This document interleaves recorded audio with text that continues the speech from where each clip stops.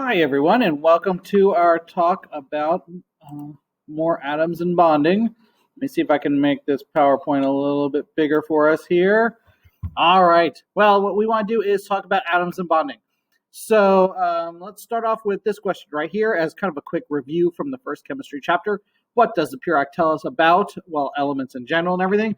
And the answer simply is lots. Remember, there are tons of things about the periodic table that we've learned.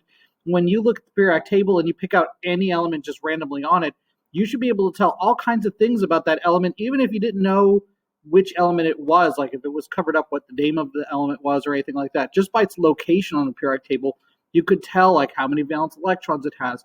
Elements that are similar to it, elements how many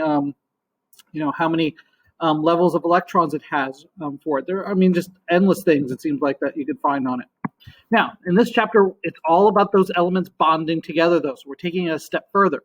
So when we're talking about elements bonding together, we want to talk about these guys right here, chemical formulas. Right. So the one that we like to pick on the most is the one that's most familiar to us, good old-fashioned H2O, or water, kind of like the molecule right here that we have. Right. So a water molecule is a great example of these chemical formulas. And probably the number one first thing that you want to know about chemical formulas are they are very, very specific, right? It's not like baking. Let's say, for example, if I've got my water going on here, like a water molecule. But let's say, for example, if you take like a cake that you might make, or a lovely pie that maybe you eat and everything. Well, if you're a big baker or cooker, I don't know if that's singing, right?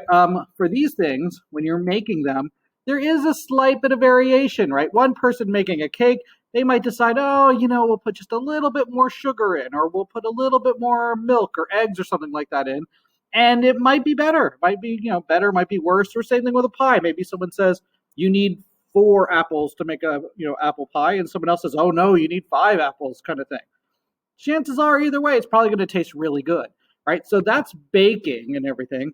That's not like chemistry at all, though, right? With chemistry, it's very different, right? With chemistry, well, let's use this example right here, right? If you've ever seen Jurassic Park, there's a great example of chemistry right there.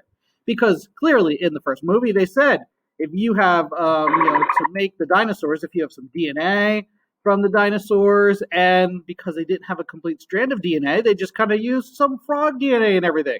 And according to the makers of the movie and the writer of the book, well, that gives you a dinosaur clearly and everything, right? Well, that makes for a wonderful movie, but the reality is quite different, right? If we were talking about Jurassic Park again and everything, right? And we said if you have some DNA and you mix it with a frog, well, in reality, you are not going to get a dinosaur. I mean, who knows what you're going to get, right? But chemistry is very specific. It's got to be H2O, right? 2 hydrogens and 1 oxygen. It can't be off. If it's off even by one little tiny atom, well, the results are going to be very different for us and everything, right? It's very specific. Oh, joke of the day, right? If H2O is the formula for water, what's the formula for ice? H2O cubed. I'm sorry about that. Anyway, okay, let's move on. Okay, we could talk about Lewis dot diagrams or electron dot diagrams. Normally in class, we would do this with buttons and I'd have you make them.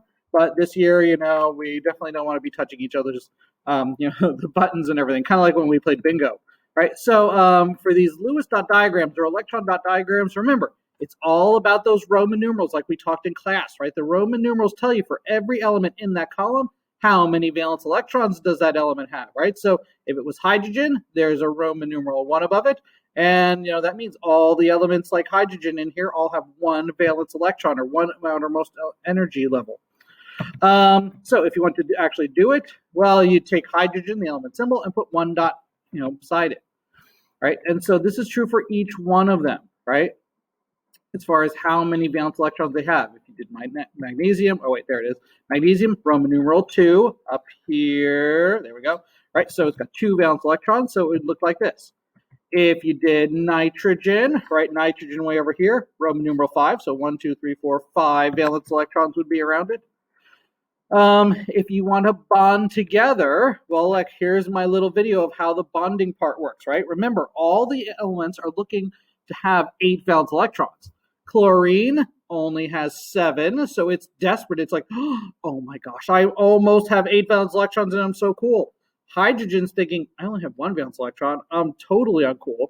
But what they do is they'll come together. Look at my animation right here, right before your very eyes. The two will decide to hook up together, and now they both sharing have 8 valence electrons, right? And so this is how many bonds will happen from it, right? So to make those connections, what you want to do, or what we normally do in class, I should say, is we take different elements and we try to connect them together with different combinations to make 8 valence electrons. So, 1 carbon, 4 hydrogens all together equals 8 valence electrons, right? 1 oxygen and 2 hydrogens, 8 valence electrons, right? And sometimes what the elements will do is they'll actually, figure out ways around some of the rules to try to get to 8 valence electrons. So in the case of this, let's say you have 2 oxygens right here and 1 carbon, they'll often form what's called a double bond, where if you remember up until now when we're making electron dot diagrams, you could only have 2 electrons, right, for each one element.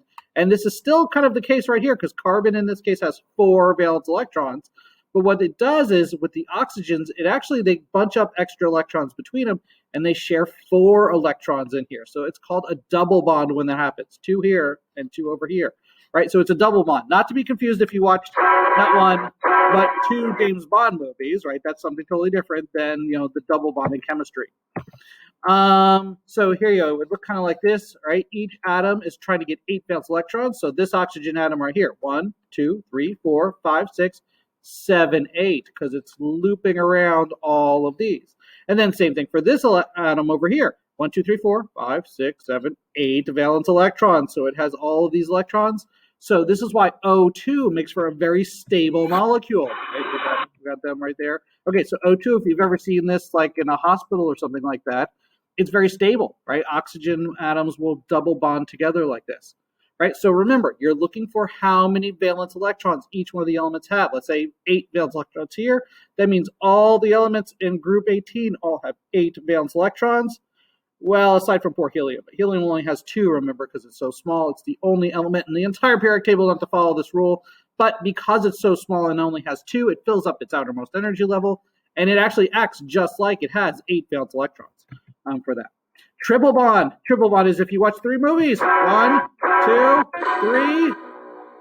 Okay, not really. That doesn't have anything to do with chemistry. But triple bond does, right? Sometimes, again, in their quest to get 8 valence electrons, atoms will bond together and they'll actually put 3 pairs of electrons between them. So this nitrogen right here has 6, 7, 8 valence electrons, right? And same thing, this nitrogen. They're sharing those innermost electrons. They are desperate to try to get to having 8 valence electrons, right? And so you can sometimes do a double bond, sometimes a triple bond in their quest to get to 8 valence electrons. All right, hopefully this has helped you out. And remember, all the elements are trying to get to 8 valence electrons.